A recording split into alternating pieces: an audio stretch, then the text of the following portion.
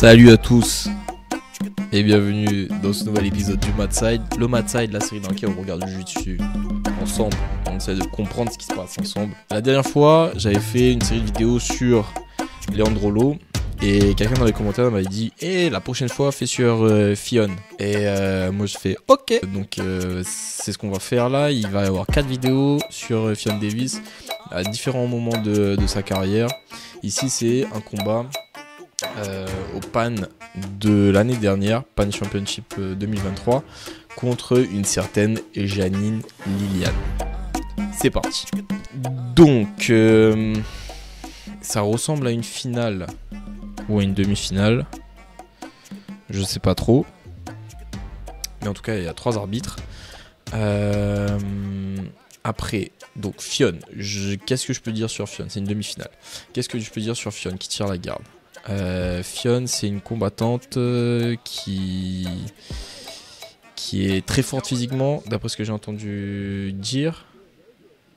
C'est une combattante qui est très dure aussi, dans le sens où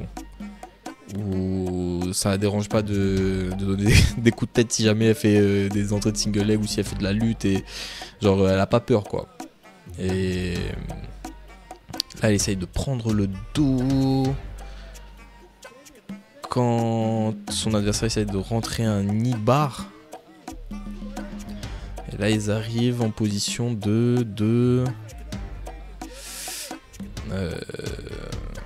difficile à dire. Donc on a un saddle d'un côté et une Fionn Davis qui essaie de prendre le dos. Son adversaire qui essaie de mettre une clé de cheville, mais c'est pas la meilleure des positions pour rentrer avec les chevilles. Donc dans ce genre de position de double pull, généralement c'est celui qui a les deux jambes, les deux pieds en dessous qui domine. Donc là c'est l'adversaire de Fionn qui domine, parce que Fionn elle a une de la riva et elle a l'autre jambe au dessus. Donc c'est son adversaire qui a le plus de choix, mais en même temps si son adversaire n'est pas confortable dans ce genre de position, ça bloque un peu le jeu. Là elle essaye de se rapprocher de Fionn et elle essaye de se remettre debout quand Fionn fait un gros collar drag ou arm drag, j'ai pas bien vu, et essaye à nouveau de prendre le dos de son adversaire avec un berimbolo. Mais là elle est très très loin des hanches. Donc qu'est-ce que je peux dire sur Fionn? Pas grand chose parce que je suis pas beaucoup le jiu-jitsu féminin, mais je sais qu'elle fait là les podiums à chaque fois.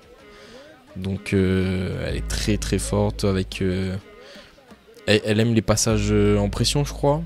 Elle est plus à l'aise dessus que dessous. Et voilà, elle est super forte parce qu'elle fait des podiums à chaque fois. Donc toujours dans cette position de double pull, toutes les deux assises, et Fionn avec une de la riva d'un côté et le pied au-dessus de l'autre. Son adversaire arrive tout de suite dans une X puisque Fionn s'est mis debout. 2 points pour Fionn, qui se remet tout de suite au sol. Et cette fois-ci ils arrivent dans une position... C'est exactement ce genre de position là qui est difficile pour quelqu'un qui fait pas du jiu-jitsu de comprendre. Déjà que pour quelqu'un qui fait du jiu-jitsu c'est compliqué à comprendre.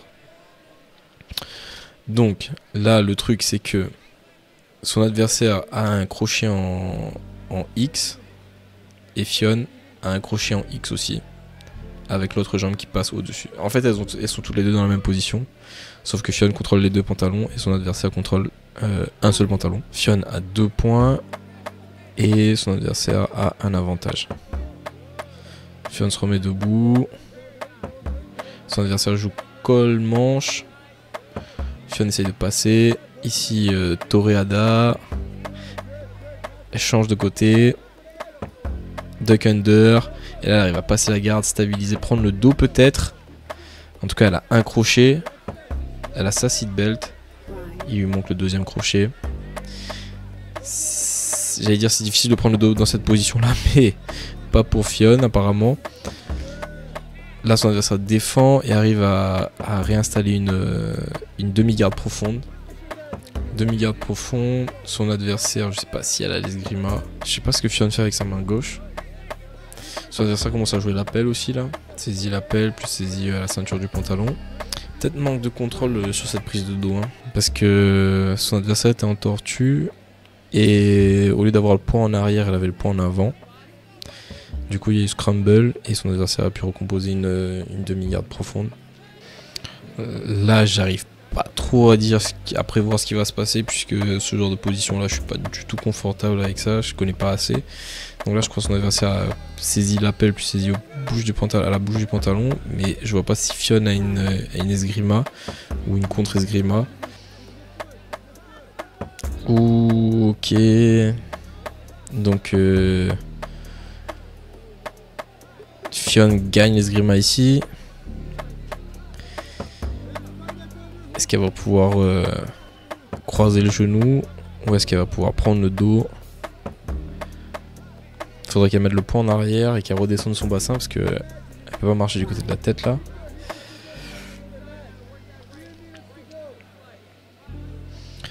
Là, elle arrive à sortir son genou, elle arrive presque en position de montée, elle est dans la montée 3 quarts là. Son adversaire arrive à reprendre le contrôle du genou. Là, il faudrait que Fionn descende ses hanches. Enfin, moi, c'est ce que j'aurais fait là. J'aurais descendu mes hanches et j'aurais essayé de croiser le genou. Ou alors je serais parti pour la montée, mais avec un meilleur crossface. Là, les hanches de Fionn sont presque au niveau des hanches de son adversaire. Elle a l'esgrima, elle a le crossface. Son adversaire tient juste au lapel. Là. Fionn qui retravaille la pression au niveau de la tête. Et là, si Fionn peut-être elle va arriver à croiser le genou là, parce que son adversaire a laissé du battement. En tout cas, là il change, saisit Crazy Dog. L'esgrima de son adversaire est pas effectif puisque c'est sa main qui est sous l'aisselle de Fionn. Et pour qu'une esgrima soit effective, faut que ce soit l'épaule qui soit en dessous de l'aisselle. Son adversaire se met en boule. Fionn qui bataille pour essayer d'avoir un crossface. Si elle arrive à mettre son adversaire sur le dos, elle peut avoir l'avantage. Ouh. Elle s'éloigne un peu, commence à passer debout. Son adversaire recompose la garde fermée. Là, son adversaire a mis un lasso d'un côté, mais il reste 17 secondes. Lasso d'un côté. Fionn essaie de faire un throw by. Elle arrive presque à prendre le dos. Son adversaire se met à 4 pattes. Fionn qui saute sur l'étranglement, peut-être. Et qui gagne sur finalisation à 1 seconde de la fin. Non. Avantage. 2 avantages encore pour Fionn de prise de dos et un avantage de finalisation. Plus 2 points. Du coup, Fionn Davis gagne ce combat.